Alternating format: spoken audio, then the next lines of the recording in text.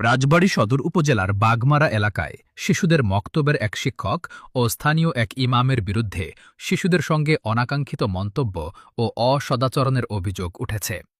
অভিযোগের ভিত্তিতে স্থানীয় জনতা অভিযুক্ত ইমামকে আটক করে এবং বিষয়টি নিয়ে এলাকায় ব্যাপক চাঞ্চল্যের সৃষ্টি হয়।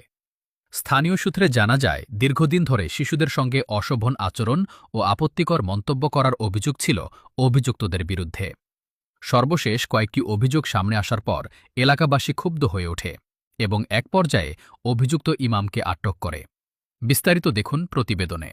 পড়তে আসে তখন মেয়েদের বলে মানে থোড়া পিছা হাত দেয়, ডেনা পিছা হাত দেয়, পরে মেয়েরা 2-1 দিন পরে চলে গেছে।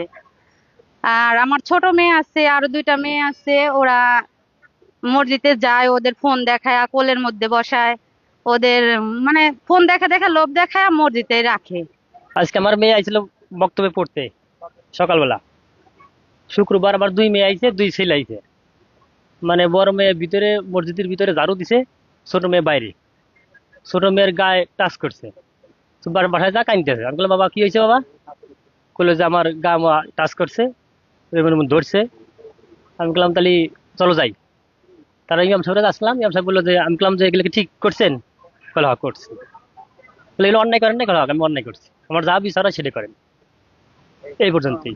এনারাই আমার মেয়ের মূলত মসজিদে পাঠায় মুক্তবে আসার জন্য, কিন্তু মুক্তবে আসে কি হয় এটা আমরা অতটা জানি না। কিন্তু আমার মেয়ে একদিন বলল যে বাবা এই মোল্লা তো মাথা আতায় গা আতায়, হ্যাঁ, তে এর স্বভাব তো ভালো মনে হচ্ছে না।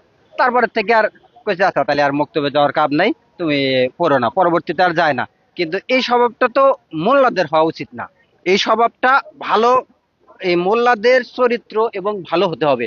মাদ্রাসায় পড়তে গেলে, মাদ্রাসায় একটা জিনিস করতে গেলে সে জিনিসটা এদের মানে চোখের নজরটা অন্যরকম হতে হবে। কিন্তু এদের নজর খুব একটা ভালো না, বা এরা একদম এক কথাই, হ্যাঁ, মানে বাংলা কথায় বলে লুচ্চা। ছোট ছোট বাচ্চারা ওদেরকে আমি কিন্তু মানে বড় অন্যায় কাজ করি, আমি হাত নিচে করছি, এই আমি করছি, কিন্তু আমি এটা সঠিক, এটা সত্য, আমি শিখে গেলাম। হ্যাঁ, শয়তানের অসহায় পড়া আমার এটা বিশাল অন্যায় হয়ে গেছে। না, আমি আপনার কাছে ক্ষমা চাই, মাফ চাই, আর আমি এরকম জীবনে করবো না।